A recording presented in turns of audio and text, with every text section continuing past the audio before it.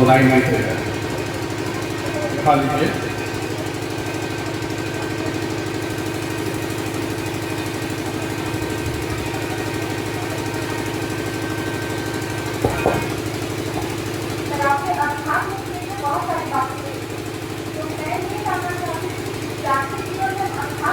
Mic सटा के। हाँ, क्या विद्यार्थी अपने विद्यार्थी जीवन के साथ अध्यात्म को कैसे मान सकते हैं, उसको कैसे फॉलो कर सकते हैं?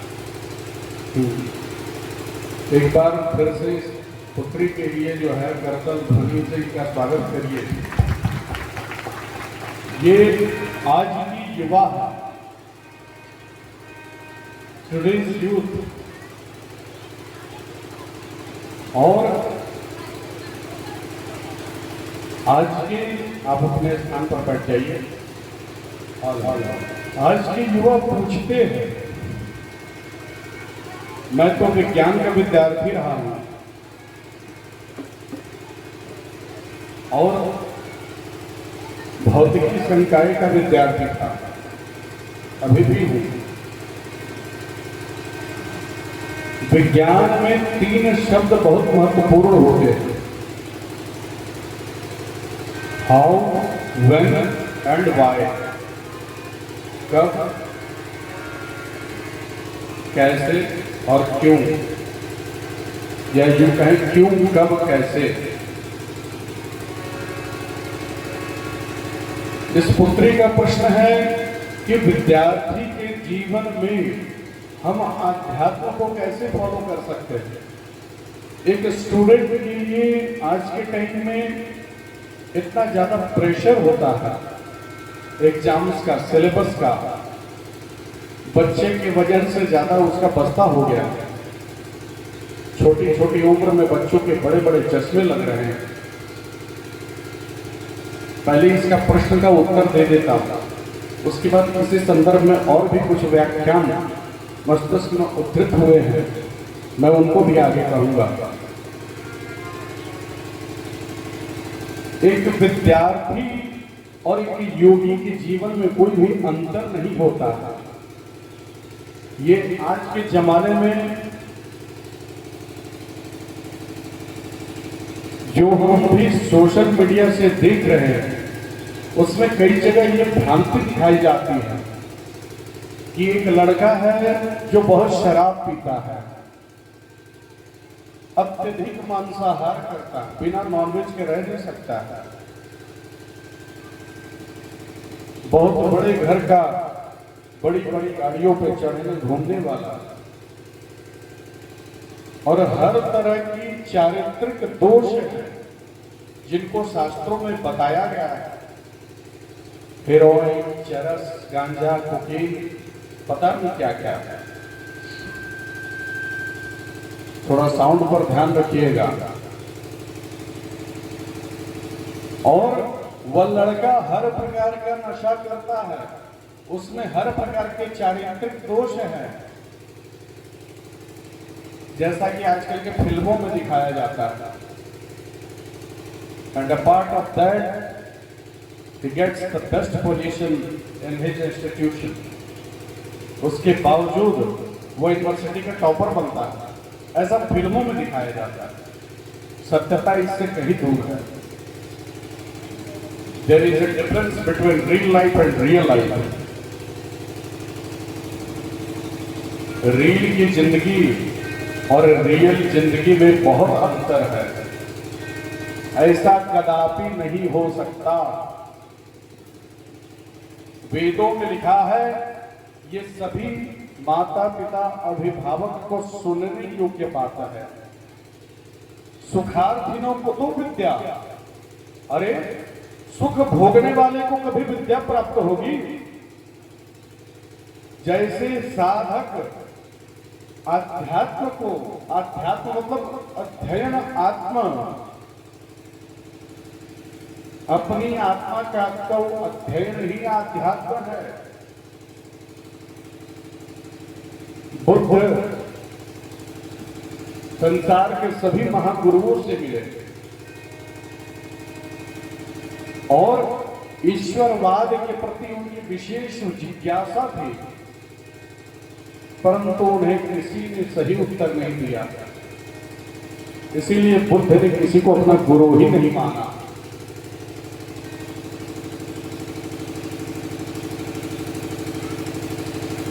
वो कहते थे भगवान है तो हाँ है, कैसे आप मुझे दिखा सकते हो? चलो ना दिखाओ, कम से कम उनके अस्तित्व का बोध तो करा दो। और इन तार्किक बातों से मुझे ये ग्रहण नहीं होगा, मेरे गले के नीचे उतरेगा नहीं।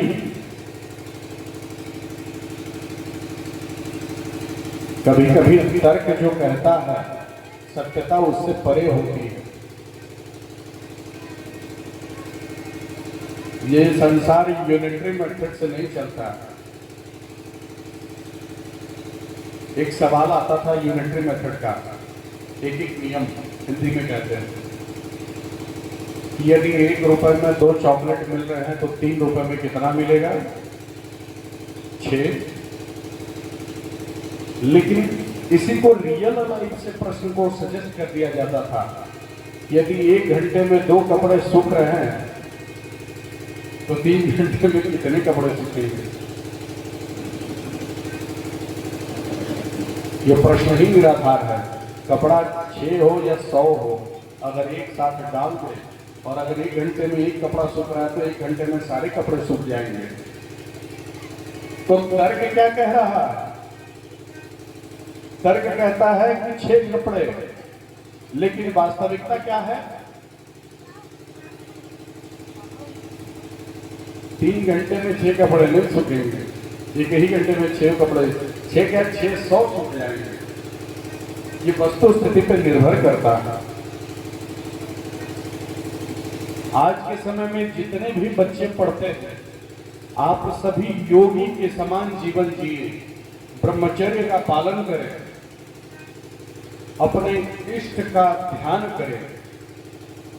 बच्ची का प्रश्न है कि आध्यात्म से कैसे जुड़े रहे।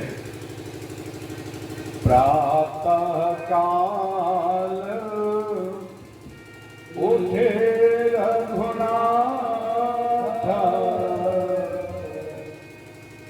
मातु पिता गुरु नावहि माता। प्रातः काल उठे रघुनाथा, मातु पिता गुरु नावहि माता। अरे यही तो हमारे राम जी का चरित्र है। क्या राम जी ने शिक्षा ग्रहण नहीं की? गुरु गृह गए रघुराई, अल्प काल विद्या सब आई। गुरु के गृह में गए पढ़ने के लिए। कौन? रघुराई।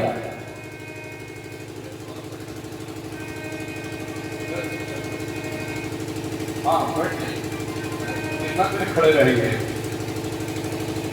व्यासपीठ से एक मर्यादा होती है, ज्यादा देर अगर कोई खड़े हो तो थोड़ा हृदय में लगता है कि उनका अपमान हो रहा है, इसलिए आप बड़े भाई हैं।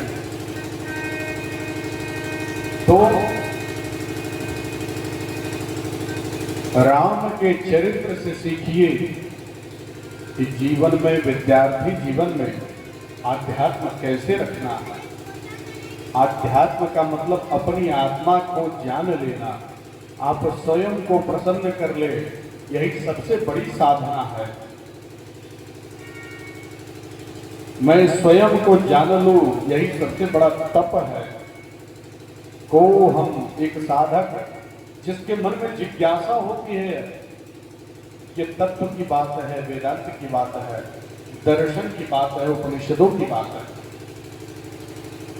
को हम, मैं कौन हूं, मैं कौन हूं, मैं कौन हूं, वो आजीवन तप करता है। भविष्यवाणी हुई तपः तपः तपः, अर्थात तुम तप करो, और उससे पता लगेगा कि तुम कौन हो। तो जब ब्रह्मा तप करने लगे, घोर तप करने लगे, असंख्य वर्ष बीत गए, तत्पश्चात उन्हें अपने आत्म तत्व का बोध हुआ। फिर उपनिषदों ने क्या कहा? अहम ब्रह्मास्मि, मैं ही ब्रह्म हूं, मैं ही ब्रह्म हूं। आर्यभट्टियम में हमारे देश के परम मनीषी, परम संत, ब्राह्मण, इस देश विश्व स्तर के गौरवशाली महाराज श्री आर्यभट्ट के श्री चरणों में प्रणाम करता हूं। उन्होंने संस्कृत में एक सूत्र लिखा, यथा पिंडे तथा ब्रह्मांडे।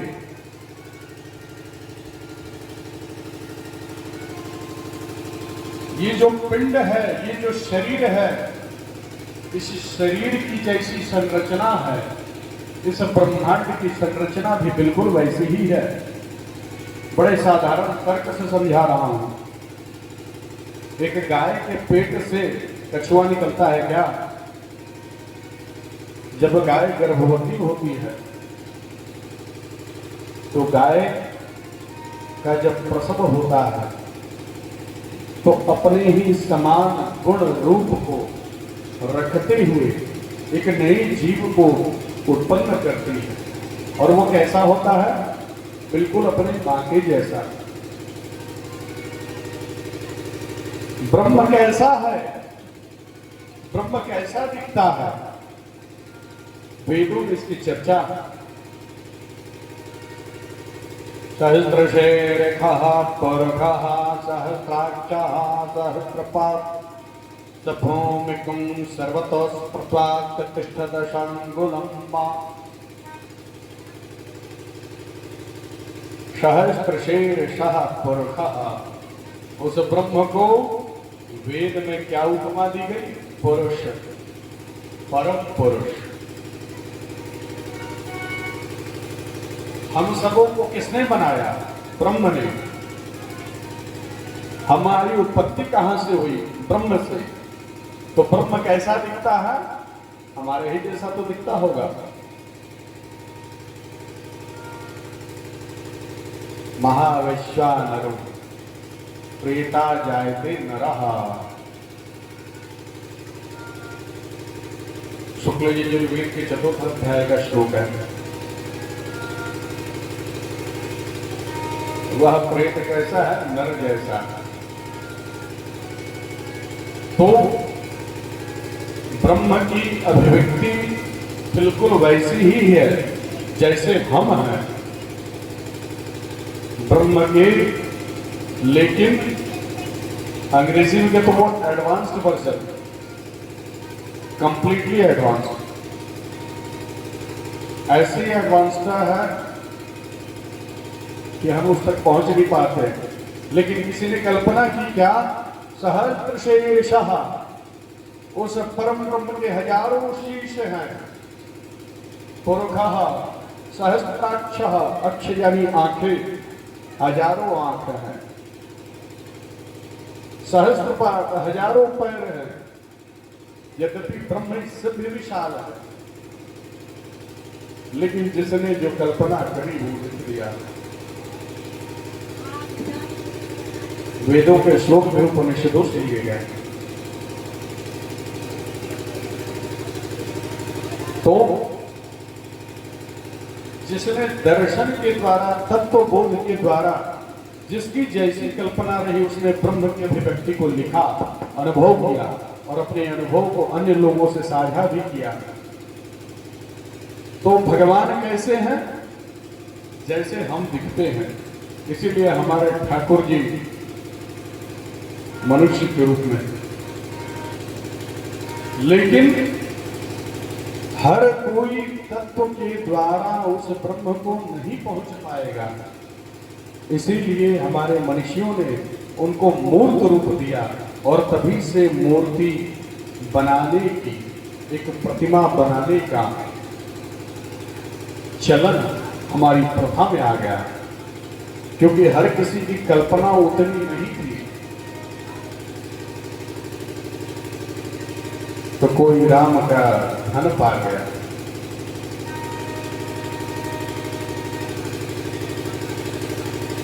लेकिन जिस प्रकार रघुनाथ जी उठ करके अपने माता पिता और गुरु के श्री चरणों को प्रणाम करते हैं, उसी प्रकार से प्रत्येक विद्यार्थी को अपने माता पिता और अपने गुरु, लेकिन आश्चर्य की बात है कि किसी को पता ही नहीं कि मेरा गुरु कौन है। गुरु है ही नहीं तो पता क्या होगा। हमारे जैसे माता पिता बच्चों को पेट भरने के लिए जो ज्ञान दे रहे हैं, वस्तुतः वो ज्ञान नहीं है, वो एक कला है, art, the art of money making, how we must earn, कैसे हम धन कमाएं। तो धन कमाने के लिए जो हम लोगों को माता पिता पढ़ा रहे हैं, वो शिक्षा नहीं है। उदरम धरणम कृत्वा, पेट भरने के लिए पढ़ा रहे हैं। सत्ययुग में देवी सारण्य में जब ऋषि चर्चा कर रहे थे कि आने वाले कलिकाल में मनुष्य पेट भरने के लिए पढ़ेंगे, तो सभी ऋषि आश्चर्यचकित हंस रहे थे। ऐसा भी कहीं होता है? पेट भरने के लिए पढ़ रहे हैं? क्या यह शिक्षा है?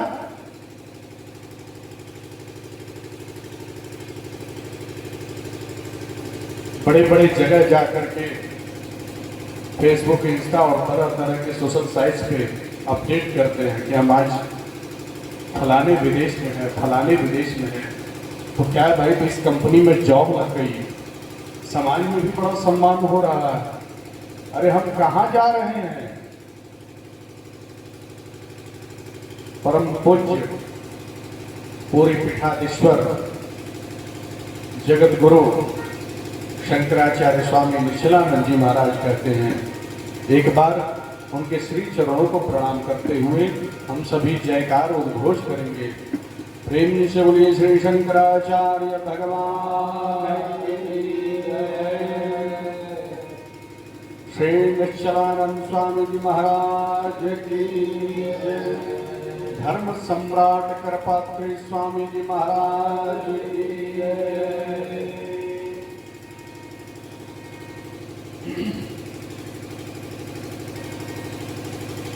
जिस समय कॉरपोरेट नहीं था, बिजनेस जिस लेवल पर नहीं था, तो क्या उस समय लोग भूखे मरते थे? क्या किसी को कोई आजीविका नहीं थी? सभी की आजीविका निश्चित थी। अभी बेरोजगारी सबसे बड़ा मुद्दा है। और जिस समय हम लोगों के अनुसार टेक्नोलॉजी बहुत ना के बराबर थी, उस समय कभी किसी समूह, समुदाय, व्यक्ति विशेष ने रोजगार के लिए कभी आंदोलन नहीं किया। किसी रामायण, किसी महाभारत, किसी उपनिषद पुराण में आप ये प्रसंग नहीं पढ़ेंगे कि रोजगार के लिए बहुत बड़ा आंदोलन हुआ। सत्यनारायण भगवान की कथा में नारद जी कहते हैं, हे भगवान, मृत्यु लोके जना सर्वे नाना क्लेश समन्विता नाना योगी सोत्पन्ना प्राप्त कृष्ण पाप कर्म की। हे भगवान, मृत्युलोक में जितने भी लोग हैं तरह तरह के दुखों से दुखी हैं, और आश्चर्य की बात है प्रभु, उनको ये दुख किसी और ने नहीं दिया।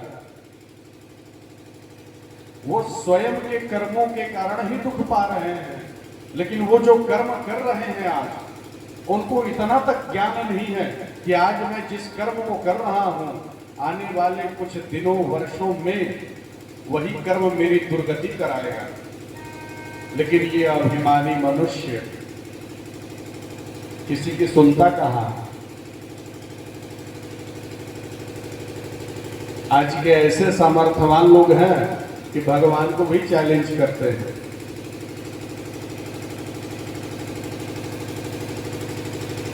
महामूर्ख। तो भौतिकतावादी की दुनिया में जो जितना भौतिक रूप से संपन्न होगा उसे उतना ही बड़ा आदमी माना जाएगा। ऐसा कलयुग का विधान है। इस कलिकाल में चरित्र का कोई महत्व नहीं, केवल धन का महत्व है। पाखंड से, छल से, प्रपंच से, चोरी से, बेईमानी से, किसी भी तरीके से किसी की जान मार करके अगर धन आ जाए तो ठीक है। 5 को पंडित बुला के कुछ जाप ताप करा देंगे, पाप कट जाएगा। ऐसे भी महानुभाव है।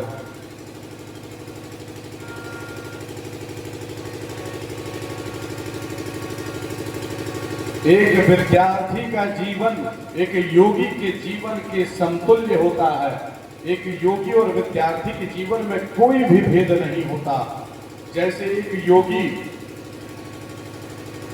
सात्विक भोजन ग्रहण करता है, एक विद्यार्थी को भी सात्विक आहार लेना चाहिए।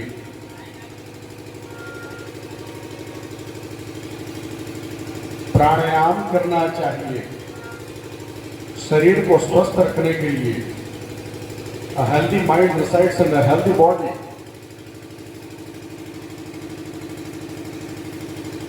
और अपने लक्ष्य पे सदैव ध्यान रखना चाहिए।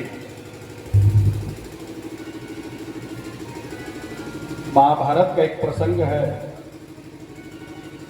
एक बार द्रोणाचार्य अपने शिष्यों को बुलाए और एक वृक्ष की टहनी पर मिट्टी की पक्षी को बना करके उसमें एक आंख को अंकित कर दिया और सभी विद्यार्थियों को बिठाकर कहा कि हे बालकों, आज तुम सभी की परीक्षा है। तुम सभी को इस चिड़िया की आंख में लक्ष्य भेदना है। तुम्हारा लक्ष्य पक्षी की आंख है। एक एक करके सभी विद्यार्थियों को बुलाते हैं और गुरुदेव पूछते हैं कि लक्ष्य साधो, जब तक मैं ना कहूं बाण नहीं छोड़ना। सभी लक्ष्य साधते हैं। लक्ष्य साधने के बाद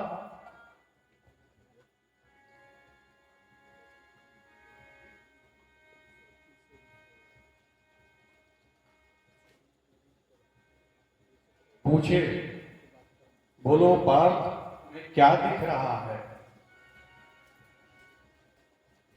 किसी ने कहा गुरु जी मुझे पेड़ दिख रहा है, मुझे आप दिखाई दे रहे हैं, मैं खुद को भी देख ले रहा हूं। सभी आए, तरह तरह की बातें कही। अर्जुन की बारी आती है। हे पार्थ लक्ष्य साधो। जी गुरुदेव। गुरुदेव मैंने लक्ष्य साध लिया है, अब बताओ तुम्हें क्या दिख रहा है? तो हे गुरुदेव मुझे लक्ष्य के अलावा यानी चिड़िया की आंख के अलावा और कुछ भी नहीं दिख रहा है। बोले शाबाश पुत्र, बाण मारो। और अर्जुन बाण मारते हैं और लक्ष्य को भेद देते हैं। एक विद्यार्थी वैसा होना चाहिए। विद्यार्थी तो असल में अर्जुन ही था। अर्जुन को भगवान ने इतना यश दिया, इतनी कृपा की, उसकी विपत्ति में उसका साथ दिया, क्योंकि वो गुरु भक्त था। उसने अपनी शक्ति का प्रयोग अनीति और अधर्म के लिए नहीं किया।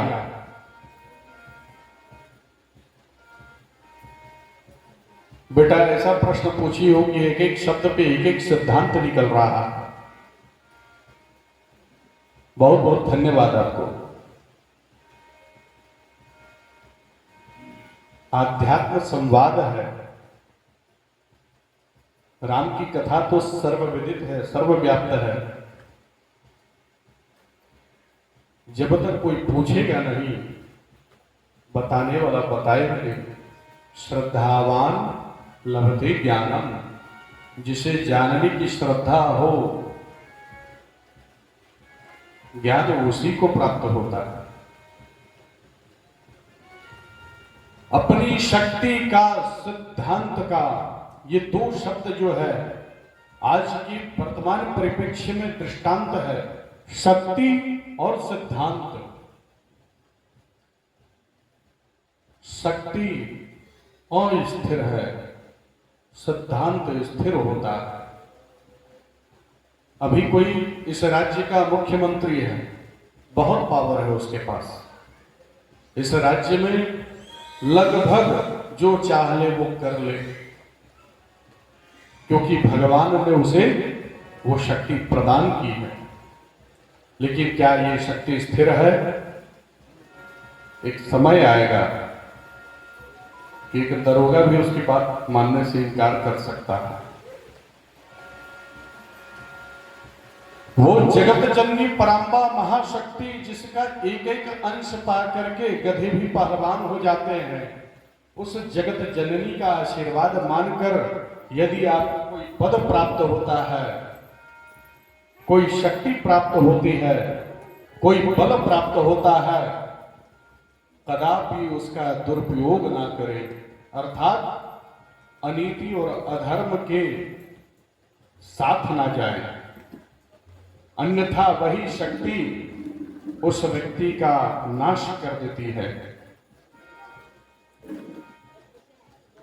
रावण शक्ति का बहुत बड़ा उपासक था।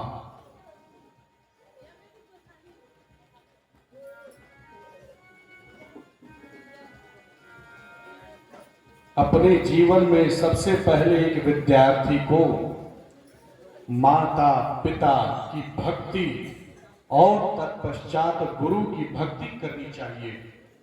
अगर ये तीन की भक्ति कर लिया, उसके जीवन में आध्यात्म सदैव बना रहेगा। वो कभी अधर्म नहीं करेगा, कभी अनीति के मार्ग पे नहीं जाएगा।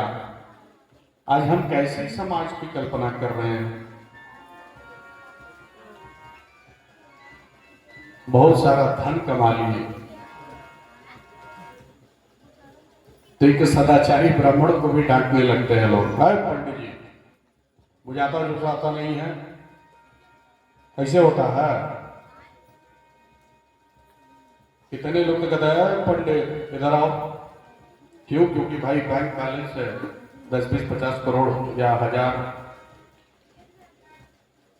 क्यों? और जैसे शाम होगा फिर देखिए उनके जलवे, इंद्र की सभा लग जाती। और वैसे लोग एक सदाचारी ब्राह्मण को ऐसे बोल देते हैं। ऐसी समाज हम बनाएंगे, उससे क्या होगा? बड़े बड़े राजा महाराजा आज उनके अस्तित्व का कोई चर्चा नहीं करता, उनसे भी वैभवशाली हो क्या?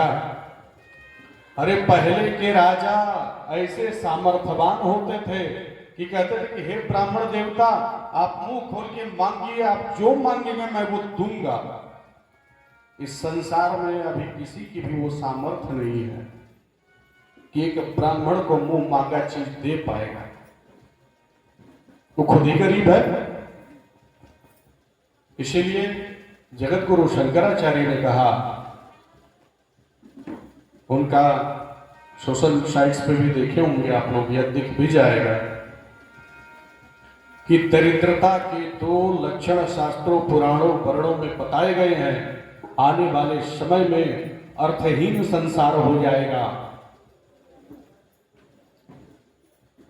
संपन्नता समाप्त होगी। मुझे भविष्य अच्छा नहीं दिख रहा है, ऐसा पूरी वाले भगवान शंकराचार्य जी का वचन है। मनुष्य को पता ही नहीं कि कौन क्या कर रहा है, तत्काल लाभ में अपनी स्थिरता का नाश कर रहे हैं। अभी मुझे आपसे फायदा है, आपके साथ सड़ गए, उनको 100 गालियां दे दी, फिर उनसे फायदा है, तब उनके पास भी गिरगिट की तरह रंग बदल रहे हैं, कोई चरित्र ही नहीं। और जिसके पास चरित्र नहीं है वो मनुष्य नहीं है। हमारे बाबा ने इसीलिए इस ग्रंथ को लिखा और चरित्र को ध्यान देते हुए लिखा। इनमें जिन जिन पात्रों की चर्चा की गई है उन सब का चरित्र पूजनीय है।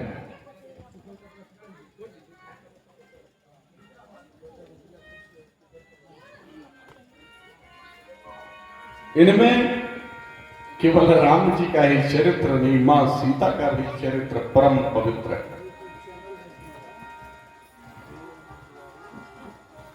तो आज के विद्यार्थी जितना शाकाहारी हो और अपने माता पिता गुरु और उसके बाद यदि समय मिल जाए तो अपने इष्ट देवता का पूजन जरूर करें।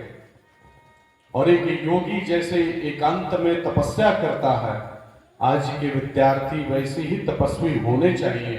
उनको भोगों की ओर नहीं प्रलिप्त होना चाहिए, इंद्रिय विषयों की पूर्ति के क्षेत्र में आगे नहीं बढ़ना चाहिए। जैसे एक ब्राह्मण के लिए, एक ऋषि के लिए वो स्वयं से अपने ऊपर अनुशासन को लागू करते हैं। मैं लहसुन नहीं खाऊंगा, प्याज नहीं खाऊंगा, यहां नहीं बैठूंगा, वहां नहीं बैठूंगा, उनके हाथ का पानी नहीं पीऊंगा। क्यों? भेदभाव नहीं है। अभी डॉक्टर के पास जाए, डॉक्टर बोलता है हैंड वॉश करिए, अंदर नहीं आने देंगे। ऐसे कैसे आ गए आप? बैक्टीरिया लेके आए होंगे, इन्फेक्शन बढ़ जाएगा। ये हमारे पूर्वज जानते थे, जैसा तैसा हाथ से पानी दे दिया। परंतु आध्यात्म का दृष्टिकोण है, आपका चरित्र जैसा होगा, आपने उस जल को स्पर्श किया, आपकी भावनात्मक तरंगें उस जल को प्रभावित कर रही हैं, उस जल को मैं पी गया, आपका चरित्र का कुछ अंश मेरे अंदर आ गया। अब मैं ये चिंतन करूंगा कि जो पानी देने वाला व्यक्ति है उसका चरित्र कैसा है। किसी संत के हाथ से जल मिल जाए तो ये जीवन तर जाएगा, लेकिन किसी अधम के से वो जल मिलेगा तो इस जीवन का नाश हो जाएगा। इसीलिए तुलसीदास जी ने कहा, भल भरुबास नरक कर त्राता, दुष्ट संग जन देहि विधाता। दुष्ट की संगति मत देना। और